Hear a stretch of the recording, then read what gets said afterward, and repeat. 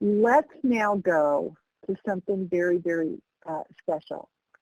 And I wanted to be able, even though everything's a little bit shorter, a little bit more concise, I wanted to have our observances. They aren't the full-blown observances that we do, that we're used to. But I think it's important, especially with this first observance. And so I want to remind people that the materials for our observances are on your Ed Communities board site. And I really, really hope that you will go up there and really read the material. It's pretty inspiring. And I don't have to tell you what we're dealing with right now. When we calendared which observances that we were going to have this year at which super meetings, we didn't know that what we were going to be facing right here. But you know why it's timely that we have our Asia Pacific Islander observance right now, when the current occupant of the White House continues to try and distract from his own incompetence in this pandemic by getting people to blame, anybody to blame. And now it's let's get people who appear Asian to blame for this global pandemic. He's decided not to call the virus by its scientific name. He's started calling it the Chinese virus. He started telling everyone in his administration to call it the Chinese virus. The coronavirus has spread and it's disrupted life across our nation. But Chinese Americans and other Asian Americans are facing another threat now, racism. Because the virus was first detected in Wuhan, China, ignorant and hateful acts have resulted in bullying, taunting, verbal harassment, and macro-aggressions, not just micro-aggressions, against all Asian Americans. There are reports, and I know you've heard them, of people throwing bottles and cans at Asians, their homes being vandalized. They've been hit, punched, pushed on subways and buses. And the surge in hate crimes is endangering Asian American communities, which is why our partnership with organizations like SEARAC are so important.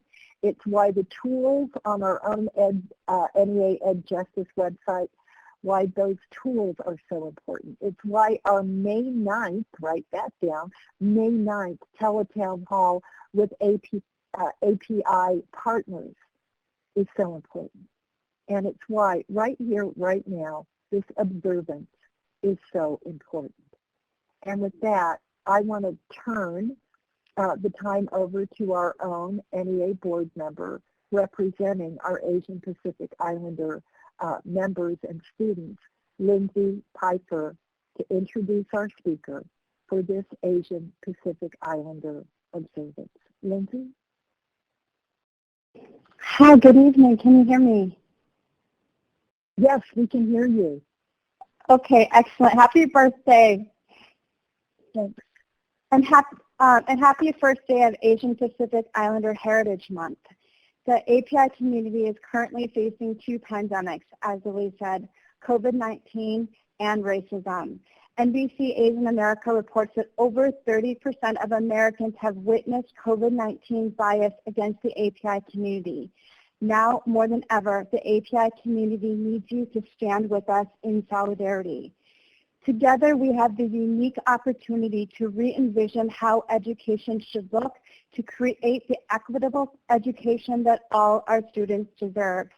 COVID-19 is shining a very grim and powerful spotlight on issues that affect our students and communities, like access to health care, affordable housing, food insecurity, and immigrant rights.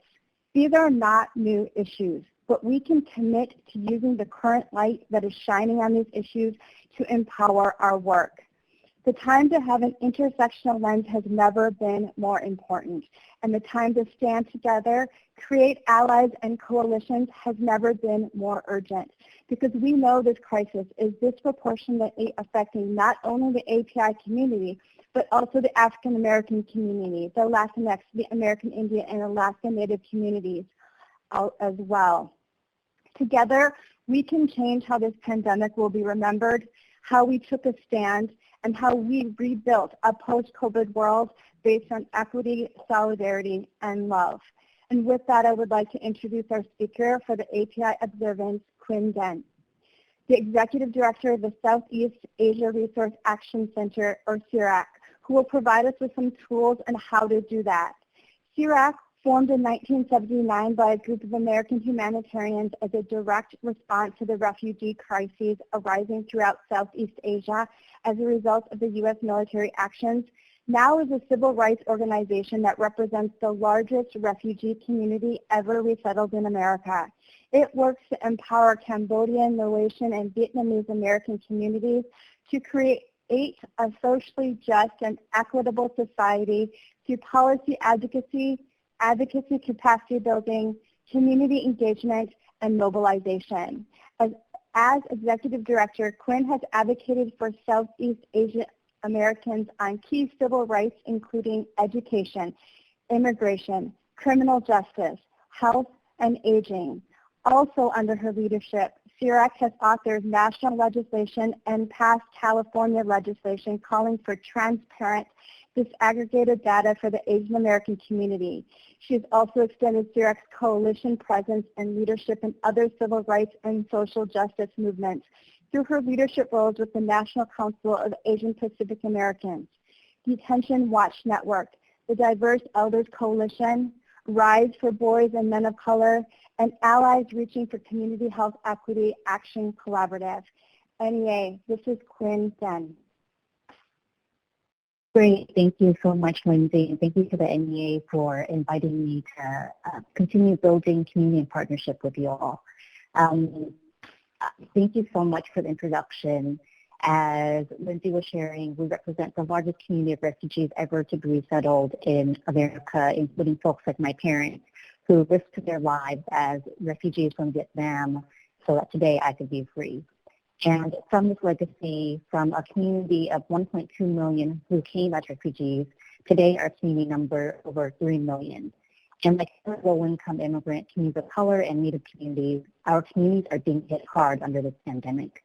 Through deep listening with community partners across the country, we're hearing that families are experiencing mass layoffs, which are resulting in severe health and food insecurity, with families struggling to keep a roof over their heads and food on the table. And because many are paid under the table, our families aren't able to access either stimulus relief or unemployment benefits. For our young people, the digital divide is more real than ever, with the challenges of digital learning, including not being able to afford or access broadband internet, and families can, only having one device for 3 or 4 students at all use of the same home laptop. Our young people are experiencing heightened mental health strains, with the need to balance digital learning and expectations from parents to take care of their siblings. And many transitional age youth who can work are needing to take on jobs as essential workers, grocery stores, rather than participating in optional digital learning. And for college youth who left for college to escape abusive homes, these are now the same places they now must return.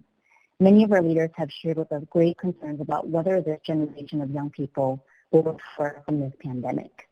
And so, like so many of those leaders and like the NEA, we took this moment to reflect and to prioritize on what we do best and what our communities have always been able to trust on us and rely on us for, which means that in our advocacy work, we continue to uplift these challenges with policymakers while advocating for key priorities that were true before the pandemic and will be true after, including data disaggregation to reveal who's been harmed, to increase support for students, families, and teachers, and increase health access for all individuals regardless of immigration status.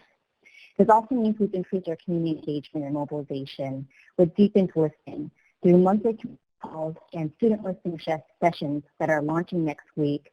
We're also launching check-ins with over 40 partner organizations across the country to understand their needs, that will then inform the gaps in our long-term policy priorities that are being revealed in the season. We're responding with education materials to navigate stimulus package options and getting them translated we can find on our COVID-19 hub on our website, and pivoting to digital mobilization for Census 2020, knowing that now more than ever our communities need to be counted. And had it been for better census counts, perhaps our schools and hospitals would have been better resourced to meet the needs of COVID-19 in the first place. And in our communications work, we're working with national AAPI organizations like AAJC and APCON to get out hate crime trackers. It's uplift Southeast American narratives that fight back against exploitive racism and violence targeting our communities, from young people at grocery stores to elders walking home who are being attacked for no other reason than how they look. And to contrast this very dark reality, we're taking the time to reflect on 2020 as our community's 45th year anniversary here in the U.S. As survivors of war, survivors of genocide and famine and poverty, and our resilience to being the largest refugee community ever resettled in America. This season reminds us that we are stronger today than we were 45 years ago. And when we look back 45 years from now, we'll remember how our communities responded when their students and families needed them most.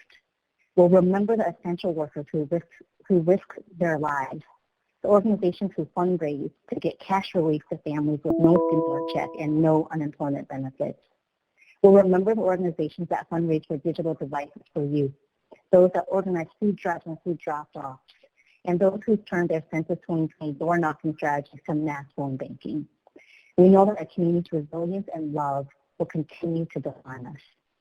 And to honor the lives of those lives who have been lost through COVID-19, like the millions of refugees who lost their lives seeking freedom, we honor those lives by fighting the long fight of repairing broken policies so that this reality is never experienced again by another generation. Thank you to the NEA for your long-time partnership with SEARAC in fighting the long fight, in fighting for equity for all communities. Thank you so much. And thank you, Quyen, and thank you, Lindsay. This is so important, and you know that you have friends at the NEA, and that we are going to do everything we can to fight what the Asian community is going through right now. It's our job. It's our job. And we commit to you that this information isn't going to end with this observance. You've given us some wonderful things that we've got up on the website. Now we need to share what we know, share what we learn, and make sure everybody understands their responsibility in this.